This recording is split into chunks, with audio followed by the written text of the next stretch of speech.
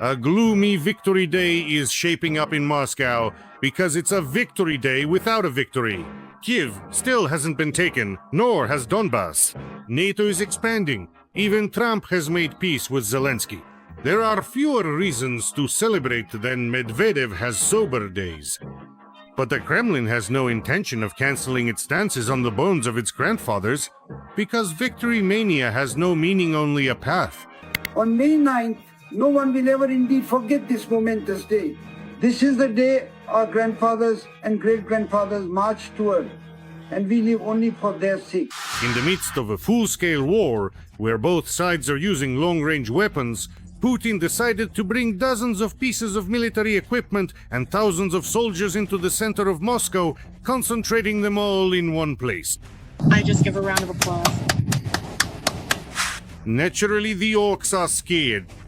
They are very afraid that Ukrainian Trembitas will strike and turn the occupiers marching on Red Square into an immortal regiment. All the more so since the president of Ukraine has made it clear that they shouldn't let their guard down. Right now, they are deeply worried that their parade is in question. And they are absolutely right to worry, but what they should really be much more worried about is that this ongoing war is still continuing. They urgently need to end this devastating war, this terrible war. In this situation, holding a parade under a copper basin isn't much fun. That's why Putin has openly started begging for a ceasefire during their victory frenzy. As if to say, please don't shoot at our troops while they're showing off their might to the world. And 3 days later, they'll go back to killing Ukrainians as if nothing happened. But this is nonsense. Utter nonsense. Listen, what are you even talking about? The Ukrainian side just twirled a finger at their temple. First of all, what kind of 3-day ceasefire is this, when Russia has already been offered a 30-day one for 2 months now and keeps refusing under ridiculous pretexts? Let me remind you, speaking at a press conference in the Kremlin, President Putin said he supports this initiative to establish a ceasefire. He supports it. But before agreeing to this, questions need to be answered and nuances resolved. Secondly, everyone has just witnessed Putin's so-called Easter ceasefire, during which attacks and shelling only intensify. The Kremlin does not adhere to any agreements. Never. If he ever fulfills even a single agreement, the tectonic plates will immediately split open and Russia will fall into the abyss. Everyone to the bottom! The previous so-called ceasefires achieved absolutely nothing whatsoever.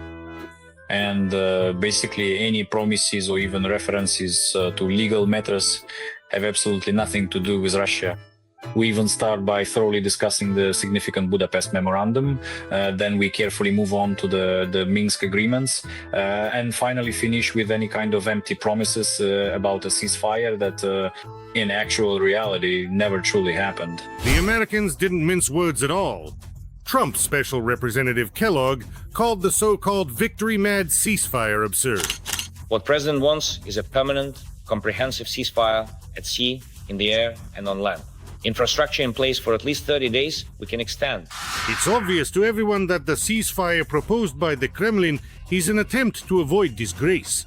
And when that attempt failed, the orcs really started to worry.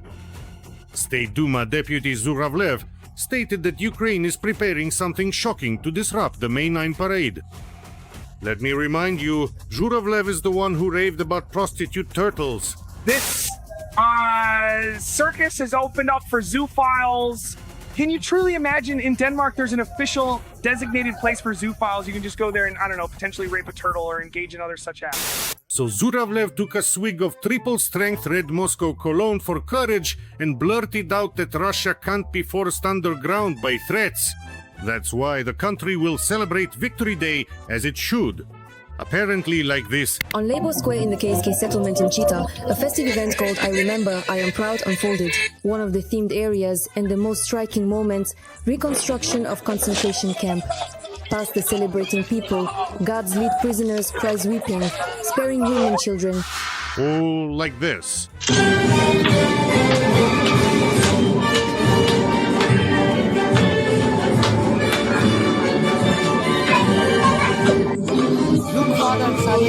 with walking slowly and steadily in the deep snow. The parade in Moscow, of course, was not cancelled, because there they will use foreign guests as a human shield.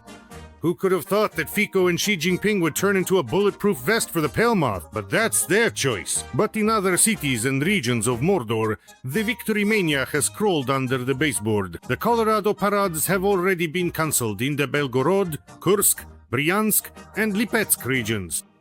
Strange, because Deputy Zurovlev said that it's impossible to drive Russia underground. Apparently, the turtle whispered false information to him. Don't ever forget, the turtle always beat the hare. In my country, turtles. Something tells me that in the Voronezh and Rostov regions, as well as in the Krasnodar territory and the Republic of Tatarstan, there won't be many people particularly eager to wave grandpa on a stick out in the open either. Because, as they say, these specific places have already been targeted by Ukrainian drones. This is what the drone attack on the industrial complex in the Yelabuga Special Economic Zone looked like.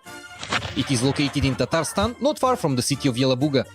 It is in this economic zone that Iranian drones, which regularly attack Ukraine, are assembled. Recently, Ukrainian drones have also reached the Golden Ring.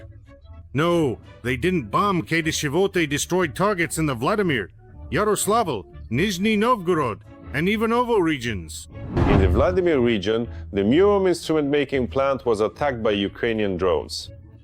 The plant produces pyrotechnic products for military purposes. A warehouse building caught fire there. Since 2023, the plant has been under European sanctions. It is almost 900 kilometers from Murom to the border with Ukraine. By the way, Ivanovo used to be considered the city of brides, but now any city in Russia could compete for that title, because there are widows everywhere in Russia these days. And they realize that being the bride of a SVO soldier is a profitable business. Now, if a man serves in the SVO, he dies, and you get 8 million. Is that actually a working scheme? Of course, a lot of people are doing that now. A lot of women come to us with those 8 million. Buy some cheap little apartment. Look for a new one. I don't know, I haven't asked. I should ask them sometime. Listen, sounds like a working scheme. It's a business plan. While a military equipment parade is taking place in Moscow and propaganda dreams of repeating the past, the Z supporters are waiting for a big celebratory fireworks show on the Crimean Bridge. Another State Duma deputy, none other than retired Major General Leonid Ivlev, has started to panic, claiming that Ukrainian special services have already developed a plan to destroy the Kerch monstrosity. To do this, they have successfully obtained a complete technical documentation for the construction of the bridge, and now know exactly where to strike so that Putin's Kerch appendix completely collapses. Residents of southern Russia and annexed Crimea have been asked not to use the Crimean Bridge during the May holidays. These requests are broadcast on the radio as drivers cross the bridge. It is strongly recommended to significantly limit all non-essential travel across the Crimean Bridge. We earnestly ask for your understanding regarding these necessary measures, which are primarily aimed at ensuring your utmost safety and effectively minimizing potential risks. We have another important piece of advice for all Russians on how to effectively minimize risks so you can peacefully go for barbecues and dive into fountains wrapped in St. George ribbons. Simply do not attack neighboring countries.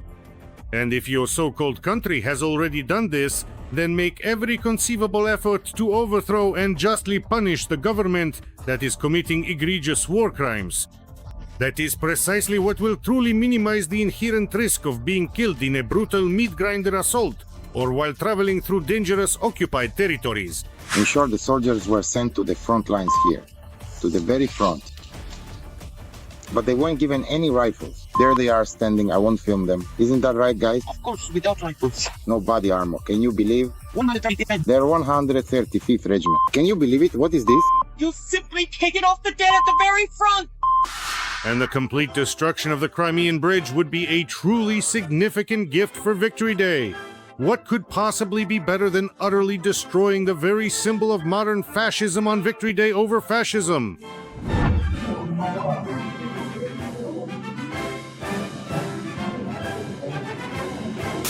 The most cynical thing about Putin's victory mania is that people under their blankets with vodka are proud of how their grandfathers won 80 years ago. Meanwhile, their children and husbands are still dying in droves at the front today. And out there, they don't even dream of victory anymore. The mood in the occupying army is, to put it mildly, far from festive. In fact, it's downright defeatist. If I tell you what comes next, radio Komsomolskaya Pravda will get shut down. Everything going up sky. Unfortunately, for now, we're falling behind. I'm quoting our assault troops from the Pokrovsk direction verbatim. We launched 6 drones. The enemy launches 60 against them. People sometimes have to wait weeks for evacuation. And they're lying there in positions like these. He lies there fully aware that to carry him out, you need at least 6 people for one stretcher, preferably 8.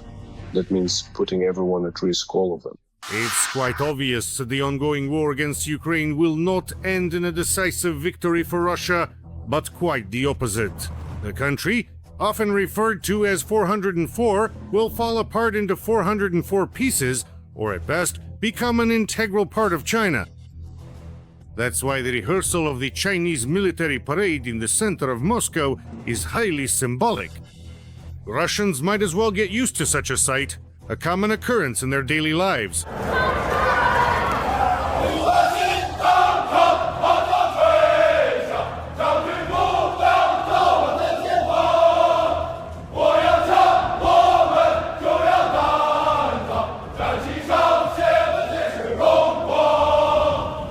I would like to remind you that this video is created for entertainment purposes and contains elements of satire and irony. All facts and events are presented in a hyperbolized or exaggerated form to convey a comedic or dramatic effect. Our goal is not to mislead, but to highlight humor. Please take it with a smile.